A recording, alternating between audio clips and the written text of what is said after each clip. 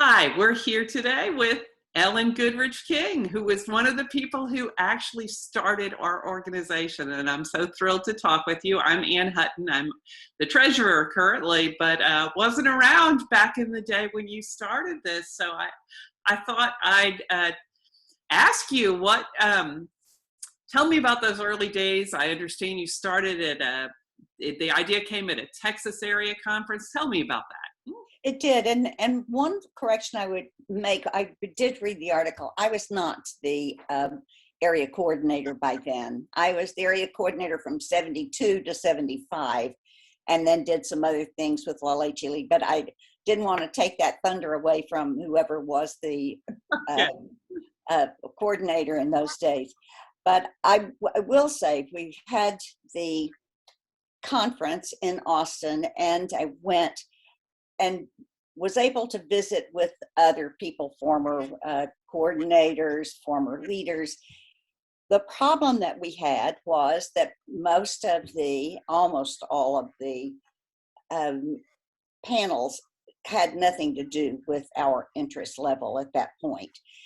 But we relished having the time to be together to talk about what was happening in our lives with our teenagers and older kids. So even though there were school age panels, there wasn't much on teenagers, and there certainly wasn't much on problem teenagers, if one had some. So that's when we talked about it, and we had said, a small group, and I also want to put a plug in for Sue Mundell, who followed me as the area coordinator, because she and I worked very, very closely on this throughout the whole thing. So I feel like we're really a side by side, and I'm still friends with her too. Anyway, we did talk about it, and that's when we brought it up to Marion, that we would really like to have some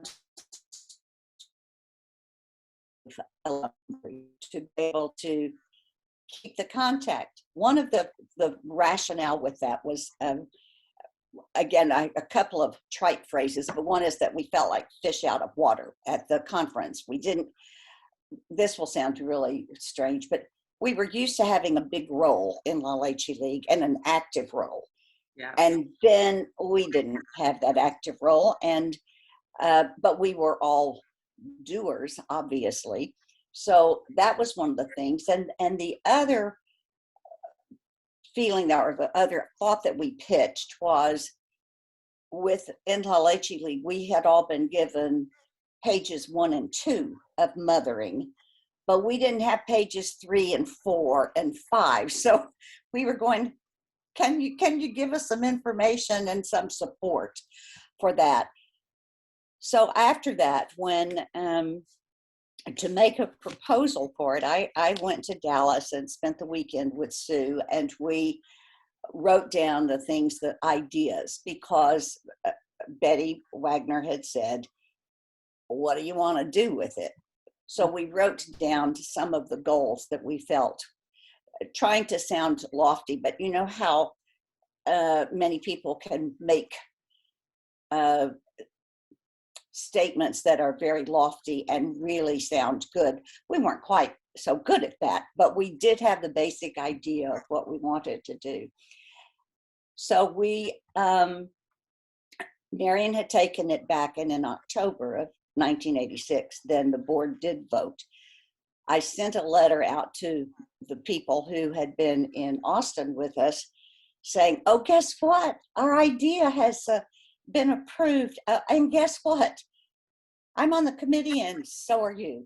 So we'll have to do that when we finally, and then we were, one of the things I wanted to say too was on the computer age, we weren't there. And so everything was, all of our letters were handwritten. Eventually I did have a typewriter as well, but for those purposes, they were just handwritten letters. And then when we were putting the brochure together, it was a cut and paste. Oh yeah. So, and everybody, we all know how to do those. And so we sent the idea up, and Judy Good was editing it, and the other people on the board.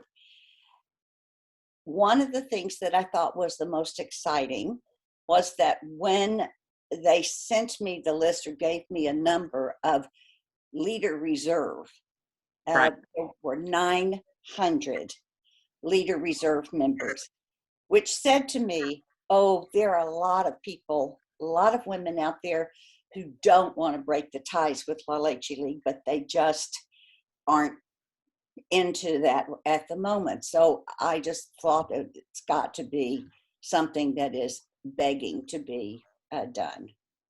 It's kind of interesting how many of the things that were part of your original vision have turned out to be a lot of what we still do. Obviously, the connecting people together is huge, but continuum, and I'm going to come back to that because I understand you worked on the newsletter for a while. A large part of it is sharing information about parenting teens, parenting older kids, grandparenting, and even beyond empty nesting, which kind of carrying the wisdom and the connections from when you had babies all the way through to the end, which is really, really nice. You did work on the newsletter, right? Well, I wrote it for the first 2 years when it was called LHB Alumni News. It's by the time we got the first one out, it was in '87 at some point, probably later in the year. And we didn't have, and we had just sent information. We're just getting people to join.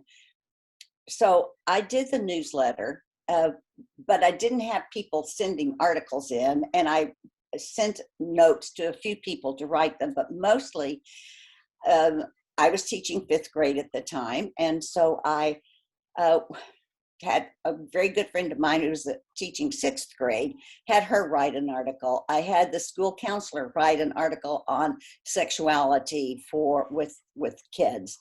And so I just twisted a lot of arms. And then I said, you got to write an article. And so that's how we did the first few.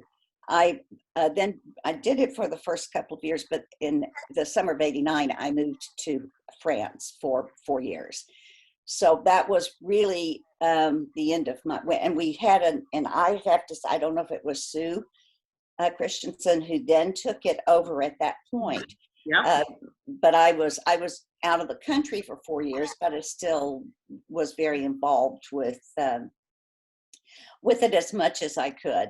And it's just something that I think is really wonderful, and I'm very happy about it. That's really great. Yeah, it was Sue who took over for you because she talked a lot about not having been there right at the very beginning, but pretty close to it. Yes, she was. Yes. Can you tell us some of your favorite memories from working together, or some anecdotes or anything you want to share? Well, I really tried to think of that. I think that's a very hard one because, as I think most of us are, when you start out with La Leche League, it was with my second child, and she was 3 weeks old. I went to a meeting. I left her at home with her dad to give her a bottle because I had no idea that people actually took babies to meetings. And but it became so ingrained that all of those steps and all of the experiences. One of my best friends that I had taught with in Austin was the leader for the coordinator for leader applicants. So we had wonderful, wonderful adventures. Her name was Trish Hamilton, and she and we went to our first conference was in San Francisco, and then we went to the one in Toronto when we were still in our positions, and loved being able to travel together. And Trish died 2 years ago, but though, and I know that those are experiences from when I was younger, but the main thing is that it becomes so much a part of you that you really never leave. I did have a happy experience when I was living in Paris, and in the mail came I don't know if you can see it. I'll show it to you. It's on Please. the wall. Oh, wonderful. Because I am very proud of it. And so this is, I know it'll be backwards in print, but this was from the conference that was in Miami. Mhm. And then they just mailed it to me. And it was just such a shocker. It was a shocker to, I did, didn't I? Anyway. Great. It's wonderful. I mean, I have to, I'm also, did almost all my years with La Leche League with La Leche League of Texas. So it was really great for me to hear that it started in Texas, but it's also great for me to hear that you had a lot of connections and worked really closely with people from other places as well. I mean, it's been really nice how the organization has been able to operate 35 years now with, you know, the leadership of the organization being really geographically dispersed. And that says a lot about the commitment and connections that people are making. I think so. After when I was no longer the coordinator, I was a district director. No, I wasn't district director. That was within Texas. When I got Texas, we were one organization. We were just one. And my first task, I had to divide the state up into 4 parts. And then by the time, at the end of 3 years, we had 12 districts, but a regional director. And so I had 7 states. And that's how I met people from other states as well. That and going to international conferences. Yeah. So I will tell you, this is very irrelevant, but I like it anyway. One of my funniest things was I was at in Atlanta at an international conference, and the pre-meeting when it was the coordinators and things, and we sat in a little circle. And we talked about, it's one of those positive building things. So we talked about speak for 3 minutes to our little group. Speak for 3 minutes of things we did well. Can you repeat that? I lost it for a second. Oh, I was just saying we had to speak in our circle with other coordinators had to speak for 3 minutes about things we did well. But that's a really, really long time to talk about yourself. Although you'll notice that I'm talking about myself now, but but we were supposed, and I couldn't think of very many things at all. And finally I said, I can fry anything. I said, okay, I'm a Southern girl. I can just fry anything, and that was the best thing I could think about myself. And now I've lost both of us in this train of stuff. That's a good one.